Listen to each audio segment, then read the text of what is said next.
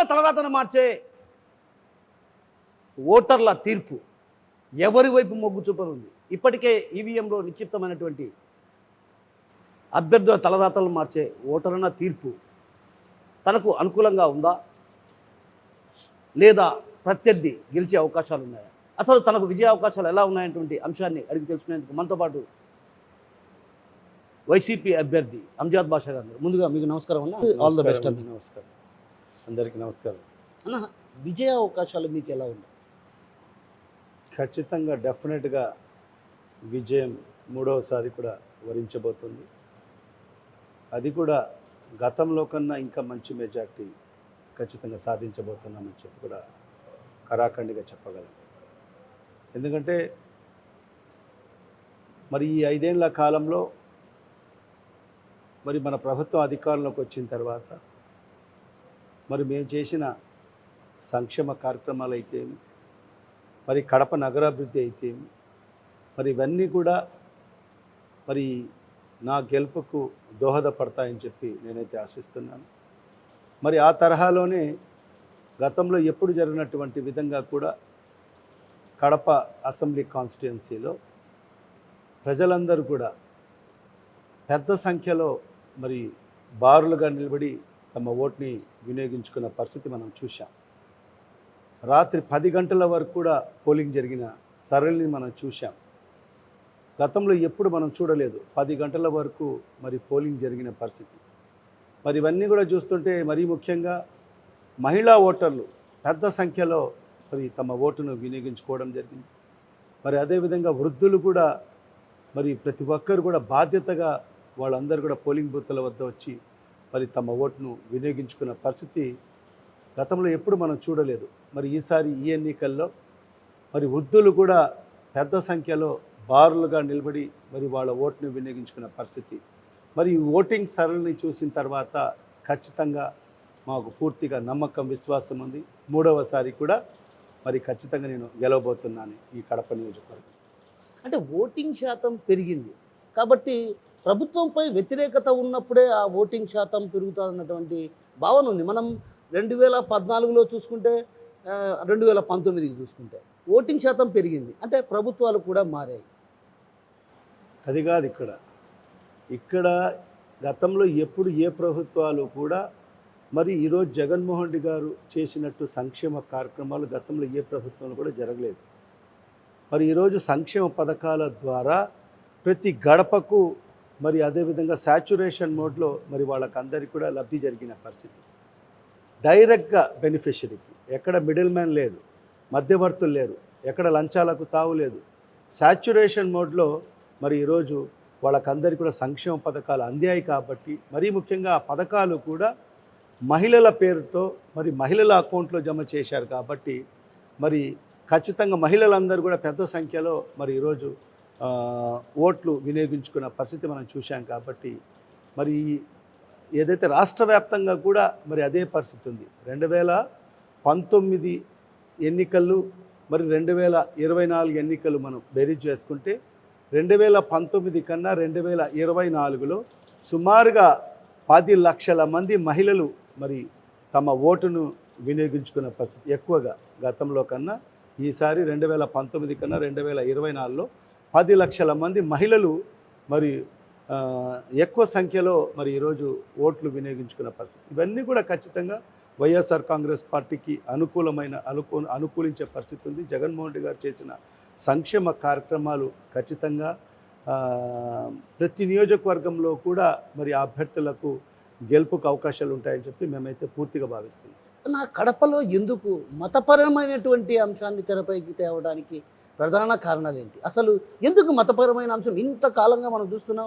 కడపలో ఇంతవరకు కూడా మతపరమైనటువంటి ఇవి లేవు. ఎప్పుడు కూడా మనం చూసాం, ఎన్నో ఎలక్షన్స్ జరిగాయి. వైఎస్ రాజశేఖర రెడ్డి హయాంలో కూడా ఎలక్షన్స్ జరిగాయి. కానీ మతపరమైనటువంటి అంశం ఎప్పుడూ తెరపైకి రాలేదు.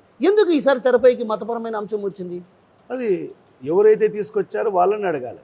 ఎందుకంటే కడప నగరం అనేది మత సామరస్యానికి ప్రతీక. ఇది ఎంత అన్యోన్యంగా ఉంటామంటే కడప నగరంలో మన హిందూ సోదరులు కానీ, మన ముస్లిం సోదరులు కానీ, క్రైస్తవ సోదరులు కానీ ఒక సోదరభావంతో దశాబ్దాలుగా మనమందరం కూడా ఒక సోదరభావంతో మెలిగిన పరిస్థితి. మరి ఎవరిని అడిగినా కూడా మరి కడపలో చెప్తారు. ఎందుకంటే మనం చూసాం దేవుని కడప, ఏదైతే తిరుమల తొలి గడప దేవుని కడప అంటాం, మరి అలాంటిది కడపలో ఉంది. మరి అదేవిధంగా దక్షిణ భారతదేశంలోనే ప్రసిద్ధిగాంచిన పెద్ద దర్గా, మరి అదేవిధంగా పురాతనమైన ఈరోజు మన క్రైస్తవులకు సంబంధించిన మరియాపురం చర్చ్, మరి ఇవన్నీ కూడా మత సామరస్యానికి ప్రతీక ఇది. మరి ఈరోజు మనం చూస్తాం, మనం అందరం కూడా ఎంత అన్యోన్యంగా ఉంటామంటే, మరి మా హిందూ సోదరులు మరి వాళ్ళ పండగలకు మాకు ఆహ్వానించడం జరుగుతుంది. సంక్రాంతి పండగ వస్తేనే మా అందరికి కూడా మరి వాళ్ళు ఆహ్వానించడం జరుగుతుంది వాళ్ళ ఇళ్ళకు, మేమందరం కూడా వాళ్ళ ఇళ్ళకు వెళ్ళడం జరుగుతుంది. మరి అదే తరహాలో మా రంజాన్ పండగ వస్తే మరి మా హిందూ సోదరులందరూ కూడా మాకు ఇఫ్తార్ విందులు ఇవ్వడం ఒక ఆనవాయితీ. మరి అదేవిధంగా క్రైస్తవ సోదరులు కూడా మరి క్రిస్మస్ నాడున మనందరికి కూడా ఈరోజు వాళ్ళ ఇళ్ళకు పిలిపించడము. మరి ఈరోజు అందరూ కూడా కలిసిమెలిసి మరి ఈరోజు మనము ఒక సోదరభావంతో మెలుగుతున్న పరిస్థితిలో మరి ఈరోజు ఏదైతే తెలుగుదేశం పార్టీ అభ్యర్థి ఎవరైతే మాధవిరెడ్డి గారు వచ్చిన తర్వాతనే మరి ఈరోజు కడప నగరంలో కులాల మధ్య మీరు కదా మీరు మతపరమైన అంశాన్ని మేము ఎందుకు నేను 2014లో నేను పోటీ చేశాను, 2019లో నేను పోటీ చేశాను. ఎక్కడ కూడా మతపరమైన సమస్యలు ఎక్కడ తలెత్తలేదు, విద్వేషాలు ఎక్కడ కూడా లేదు. మీరు వెరీ చేసుకోండి, 2014 ఎక్కడ జరిగాయా, 2019 ఎక్కడ జరిగాయా, మరి ఈరోజు 2024లోనే ఎందుకు ఈ జరిగాయి అనేది ఒక్కసారి మీరు అందరూ బేరీ చేసుకోండి. మరి కావాలని ఈరోజు మతాల మధ్య చిచ్చు పెట్టి, కులాల మధ్య చిచ్చు పెట్టి లబ్ధి పొందాలి. ఎందుకంటే ఇక్కడ వాళ్ళకి ఎలాంటి ఆస్కారం లేదు, ఇక్కడ గెలుపుకు వాళ్ళకి ఆస్కారమే లేదు. అలాంటి పరిస్థితుల్లో మరి ఏదో రకంగా మరి ఇక్కడ గెలవాలని ఒక ఆకాంక్షతో మరి మతాల మధ్య చిచ్చు పెట్టి, కులాల మధ్య చిచ్చు పెట్టి ఏదో రకంగా లబ్ధి పొందాలి అనే ఆలోచనతోనే మరి ఇవన్నీ కూడా చేశారని నేనైతే భావిస్తున్నాను. కానీ వాళ్ళు ఎన్ని చేసినా, వాళ్ళు ఎన్ని కుట్రలు చేసినా, ఎన్ని కుతంత్రాలు చేసినా కూడా కడప నగర ప్రజలు అలాంటి వ్యక్తులకు అవకాశం ఇవ్వరు. ఎందుకంటే స్పష్టంగా కడప నగర ప్రజలు ఇక్కడ ప్రశాంతతను కోరుకుంటారు. కడప నగర ప్రజలు కూడా గతంలో నుంచి కూడా మనం చూసాం, పెద్దలు మహామహనీయులు ఇక్కడ ఎమ్మెల్యేలుగా గెలవడం జరిగింది. కోటిరెడ్డి గారు, మరి అలాంటి పులిగూరు శేషయ్య గారు, మరి అలాంటి మహోన్నతమైన వ్యక్తులు గజ్జల రంగారెడ్డి గారు, మరి అలాంటి కందుల శివానందరెడ్డి గారు, మరి అలాంటి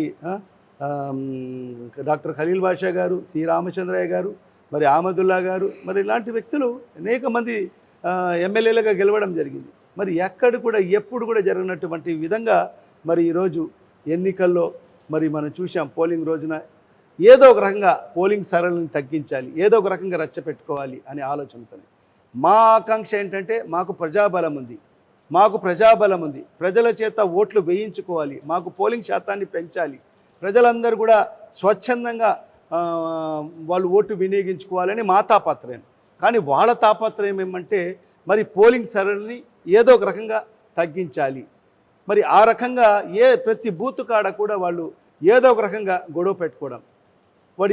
అది కూడా చూడండి, ఒక్కసారి వాళ్ళతో పాటు తిరిగిన వ్యక్తులు ఎవరన్నా కడప నగరంలో ఏదన్నా పేరు మోసిన నాయకులు ఎవరన్నా వాళ్ళతో పాటు తిరిగారా?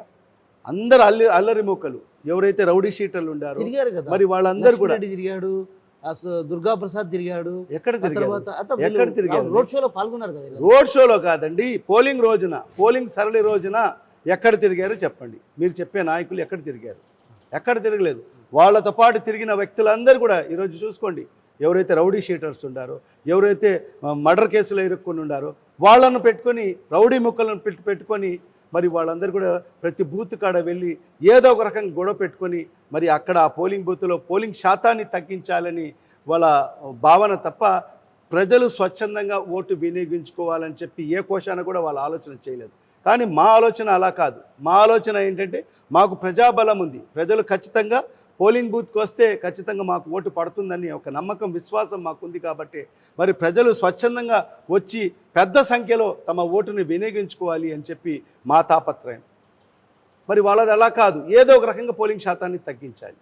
మరి ఆ కోణంలోనే మరి ఎక్కడైనా మీరు, ఎందుకంటే మీడియా మిత్రులు మీరు అందరూ కూడా అన్ని చోట్ల కూడా అన్ని ప్రాంతాల్లో కూడా మీరు తిరిగారు. మరి ఆ ప్రాంతాల్లో అన్నీ కూడా ఏ రకంగా వాళ్ళకు సంబంధించిన వ్యక్తులు ఏదో ఒక రకంగా గొడవ పెట్టుకోవడానికి మరి ఏ రకంగా ప్రయత్నం చేశారో, ఎందుకంటే మా కార్యకర్తలు మా నాయకులందరూ కూడా ఎంతో సంయమనం పాటించడం జరిగింది. ఎంతో సంయమనం పాటించడం వల్లనే మరి ఈరోజు కడప నగరంలో గతంలో ఎప్పుడు జరిగినటువంటి విధంగా ఈరోజు 65.27% పోలింగ్ శాతం నమోదు చేసుకోవడం జరిగింది. గతంలో 60% కన్నా ఎప్పుడు నమోదు ఎక్కువ అయ్యే పరిస్థితి లేదు. గతంలో అంటే గతంలో 60% ప్లస్ పోస్టల్ బ్యాలెట్తో కలుపుకుంటే 62% జరిగింది. ఈసారి పోస్టల్ బ్యాలెట్తో కలుపుకుంటే 67% పోలింగ్ నమోదైనట్టుగా మనకు సమాచారం అంది. అంటే నేనేమంటానంటే ఎలక్షన్లు ప్రశాంతమైన వాతావరణంలో ఎన్నికలు జరిగిపోయాయి. ఎన్నికలు జరిగిపోయిన తర్వాత ఎందుకు అల్లర్లు కారణం? దానికి కారణాలు ఉన్నాయి. ఎందుకంటే 6 గంటలకు పోలింగ్ క్లోజ్ అవుతుంది. 6 గంటల వరకు పోలింగ్ ఉంటుంది. ఎలక్షన్ ఈసీ నియమ నిబంధనలు ఏమున్నాయంటే 6 గంటల వరకు ఎవరైతే ఓటర్లు మరి క్యూలో నిలబడి ఉంటారో మరి వాళ్ళందరి చేత ఓటు వినియోగించాల్సిన బాధ్యత మరి ఆ పోలింగ్కు సంబంధించిన ఆ పోలింగ్ స్టేషన్ సంబంధించిన పిఓ పైన ఉంటుంది.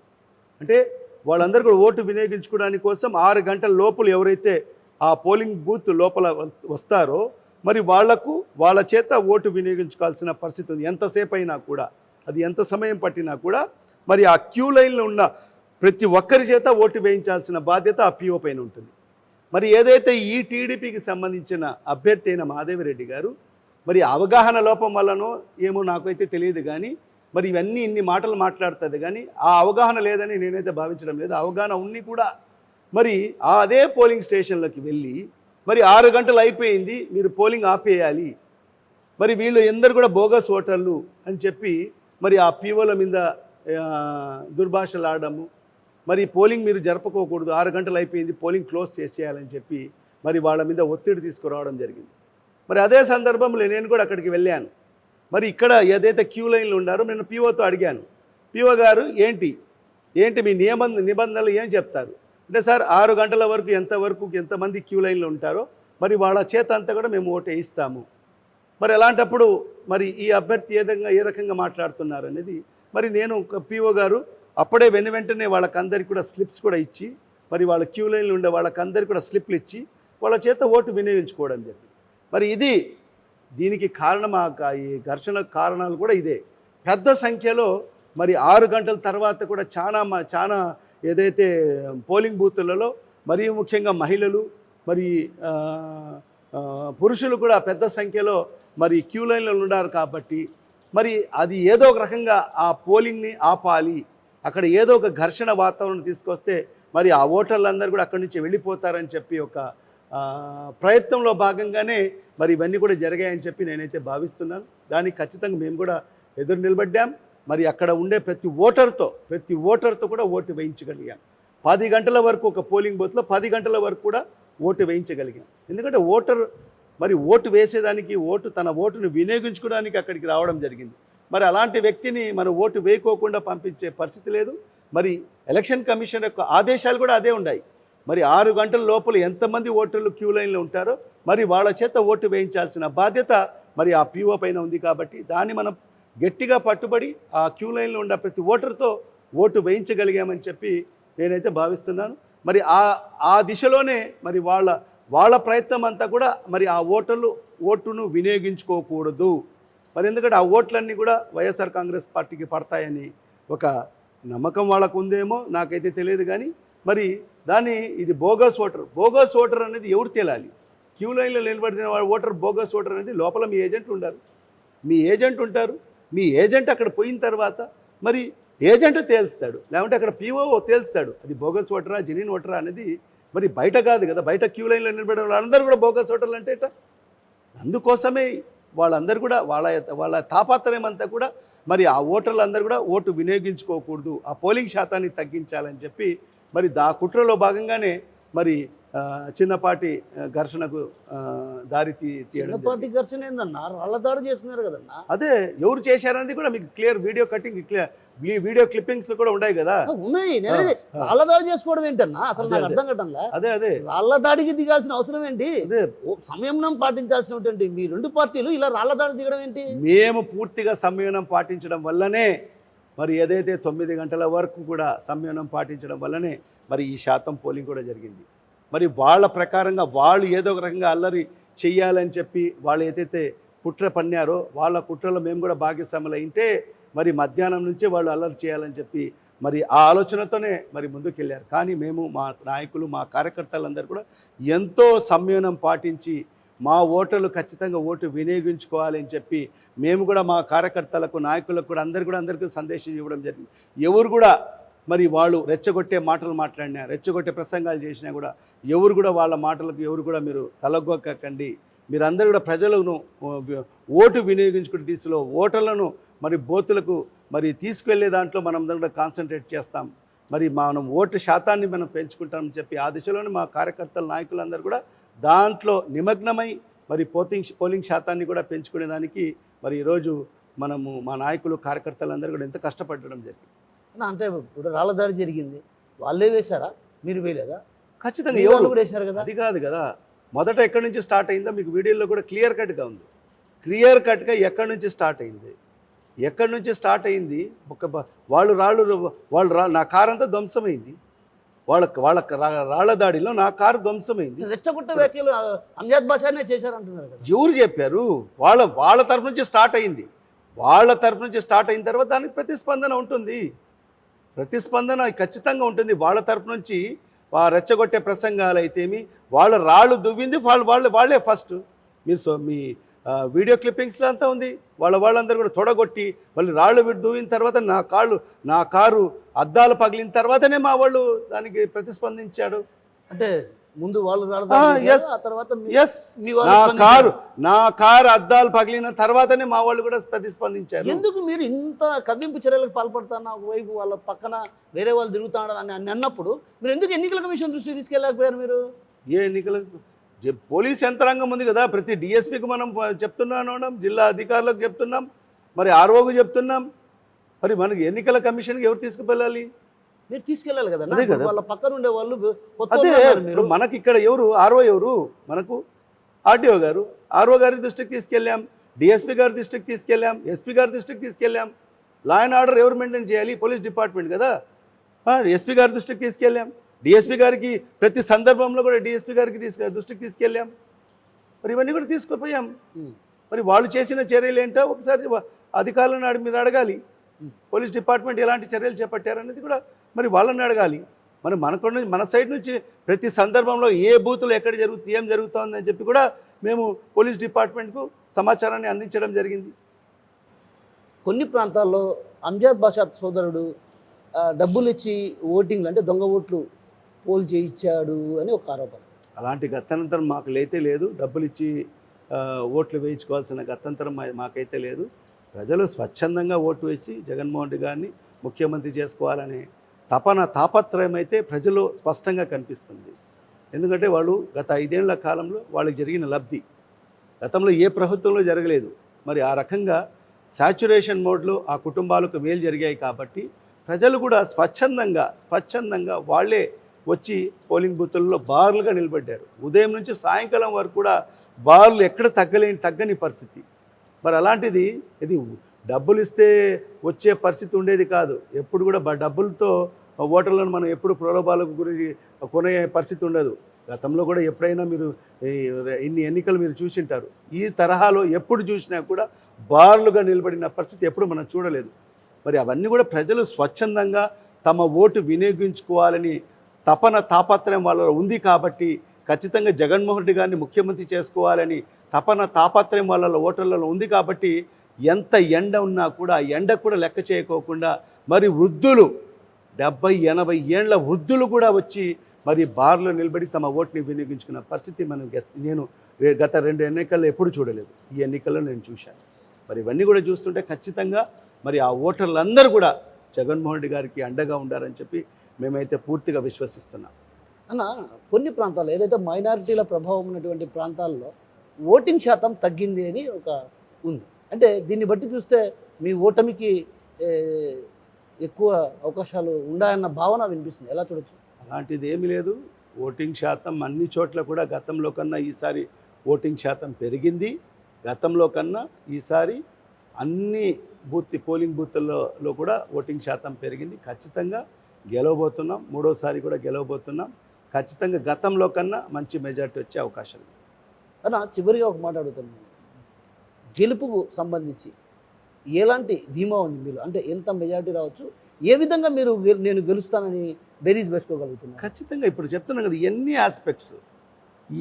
ఆస్పెక్ట్స్ ఈరోజు పోలింగ్ జరిగిన సరళి, మరి పెద్ద సంఖ్యలో ఓటర్లు బార్లో నిలబడి ఓటు వేసిన పరిస్థితి, మరీ ముఖ్యంగా మహిళలు పెద్ద సంఖ్యలో మరి బార్లో నిలబడి ఓటు వేసిన పరిస్థితి, మరి ఇవన్నీ కూడా చూస్తుంటే ఈ ప్రభుత్వం జగన్మోహన్ రెడ్డి గారి ప్రభుత్వం ద్వారా వాళ్ళకు జరిగిన లబ్ధి, మరి అదేవిధంగా కడప నగరాభివృద్ధి, కొద్దిగా ఇంటలెక్చువల్స్, మరి మిడిల్ క్లాస్ ఫ్యామిలీస్ కానీ అప్పర్ మిడిల్ క్లాస్ ఫ్యామిలీస్ కానీ, మరి ఇవన్నీ కూడా కడప నగరంలో జరిగిన అభివృద్ధి.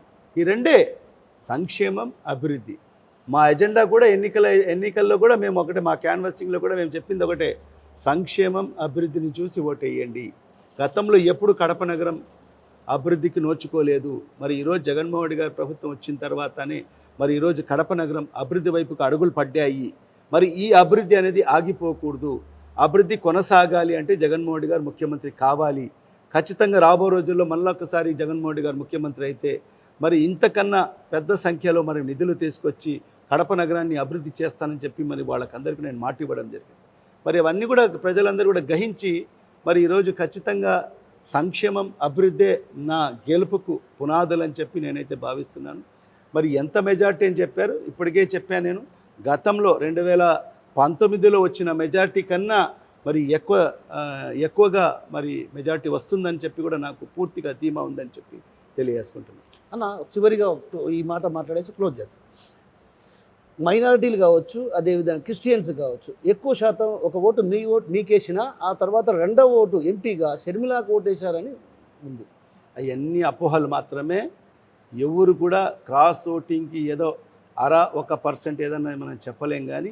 కానీ ఎవరైతే ఖచ్చితంగా ప్రతి ఒక్కరు కూడా ఎక్కడెక్కడ క్రాస్ ఓటింగ్ జరగలేదు. ప్రతి ఒక్కరు కూడా ఏదైతే జగన్మోహన్ రెడ్డి గారిని విశ్వసించి నమ్మారో వాళ్ళందరూ కూడా జగన్మోహన్ రెడ్డి గారు ముఖ్యమంత్రి కావాలి. మరి పైన కూడా జగన్మోహన్ రెడ్డి గారి ఏదైతే అభ్యర్థి అయిన అవినాష్ రెడ్డి గారి ఎంపీ కావాలని చెప్పి ప్రతి ఒక్కరు కూడా కోరుకోవడం జరిగింది. ఆ దిశలోనే 2 ఓట్లు కూడా మరి జగన్మోహన్ రెడ్డి గారికి ఫ్యాన్ గుర్తుపైన ప్రజలందరూ కూడా వేశారని ఒక నమ్మకం, విశ్వాసం మాకైతే ఉంది. ఎవరో ఒక 1% ఏదన్నా మనం చెప్పలేం, కానీ ఇంటలెక్చువల్స్ అలాంటి వాళ్ళు చెప్పలేం. కానీ పూర్తి స్థాయిలో ఎక్కడ కూడా క్రాస్ ఓటింగ్ జరగలేదు. ఖచ్చితంగా 2 ఓట్లు కూడా మరి జగన్మోహన్ రెడ్డి గారికి ఫ్యాన్ గుర్తుకు పడ్డాయని చెప్పి మేమైతే భావిస్తున్నాం. అంటే ఇప్పుడు కన్ఫ్యూజన్ ఉంది కదన్నా. ఒకటి ముందు ఏంటంటే కడప పార్లమెంటు ఒకటి, ఆ తర్వాత శాసనసభ ఇట్లా ఉన్నాయి. ఫస్ట్ ఓటేమో కడప పార్లమెంటుకి వేస్తారు, రెండో ఓటు వచ్చి కడప శాసనసభకి వేస్తారు. ఇక్కడ కన్ఫ్యూజన్ ఏంటంటే చదువు రానులు ఎంతోమంది కూడా ఏం చేసినారంటే ఇక్కడ కన్ఫ్యూజ్ అయిపోయినారు కదా. అదే ఆ కన్ఫ్యూజన్కు ఆస్కారమే లేదు. ప్రతి ఒక్కరు కూడా జగన్మోహన్ రెడ్డి గారి పైన అభిమానం ఉన్న, వైఎస్ఆర్ కాంగ్రెస్ పార్టీ అభిమానం ఉన్న వాళ్ళందరూ కూడా 2 ఓట్లు కూడా ఫ్యాన్ గుర్తుకు వేశారని చెప్పి. కాంగ్రెస్ పార్టీకి ఎక్కడ ఓట్లు లేవంటారు. కాంగ్రెస్ పార్టీకి వేసిన వాళ్ళు ఎవరైనా ఉండేవాళ్ళు కాంగ్రెస్ పార్టీకి వేటేసి ఉంటారు. క్రాస్ ఓటింగ్ గురించి నేను మాట్లాడుతాను. క్రాస్ ఓటింగ్ జరిగే ఆస్కారమే లేదు. మరి ఆ పరిస్థితిలో జగన్మోహన్ రెడ్డి గారి మీద నమ్మకం ఉన్న వాళ్ళందరూ కూడా ఖచ్చితంగా 2 ఓట్లు కూడా ఫ్యాన్ గుర్తుకు వేశారని చెప్పి మేమైతే భావిస్తున్నాం. Thank you. సో కడప జిల్లాలో ఓటింగ్ శాతం పెరగడానికి ప్రధాన కారణం వైఎస్ జగన్మోహన్ రెడ్డి చేసిన సంక్షేమ పథకాల అమలే ప్రధాన కారణం. ఎందుకంటే మహిళలు కూడా పెద్ద ఎత్తున రాత్రి 10 గంటల వరకు బారులు తీసి నిల్చొని ఓట్లు వేసినంటే ఒక రకంగా ఎన్నికల సమయం పూర్తయ్యే సమయానికి కూడా వారంతా లోపల ఉన్నారు. ఆ లోపల ఉన్నటువంటి తరుణంలో 10 గంటల వరకు కూడా వేచి ఓటేశారంటే అది జగన్పై ఉన్న నమ్మకం. మరోవైపు కడపలో ఎన్నికలు ప్రశాంతంగా ముగిసిన తర్వాత అల్లర్ల ఘటన, అదేవిధంగా రాళ్ల దాడికి సంబంధించి ప్రధానంగా టీడీపీ అభ్యర్థి తొలుత రాళ్ల దాడికి పాల్పడడంతో, ఎవరైతే టీడీపీకి సంబంధించినటువంటి కార్యకర్తలు రాళ్ల దాడికి దిగడంతో కారు అద్దాలు ధ్వంసమయ్యాయి. ఆ కారు అద్దాలు ధ్వంసం కావడంతో ఒక్కసారిగా పార్టీ శ్రేణులు జీర్ణించుకోలేక దాడులకు దిగారే తప్ప ఉదయం నుంచి కూడా తాము ఎక్కడా కవ్వింపు చర్యలకు పాల్పడలేదు. కేవలం తమ దృష్టి అంతా కూడా ఓటింగ్ శాతాన్ని పెంచుకోవడం పైనే పెట్టామన్నటువంటి భావన వ్యక్తం చేస్తూనే మరోవైపు గెలుపుపై తనకు ఎలాంటి డోకా లేదు, మెజారిటీ పైనే దృష్టి పెట్టాం, మెజారిటీ 2019 కన్నా ఈసారి అత్యధిక మెజారిటీ కూడా వచ్చే అవకాశాలు లేకపోలేనటువంటి భావన మనతో పాటు ఉన్నటువంటి అంజద్ బాషా గారు చెప్తున్నారు. కెమెరా పర్సన్ నాసిరాతో కిషోర్, RTV, కడప నుంచి. మరిన్ని వీడియోస్ కోసం ఛానల్ ని సబ్స్క్రైబ్ చేయండి, లేటెస్ట్ అప్డేట్స్ కోసం వాట్సాప్ ఛానల్ ని ఫాలో చేయండి అండ్ లింక్ డిస్క్రిప్షన్ లో ఉంది.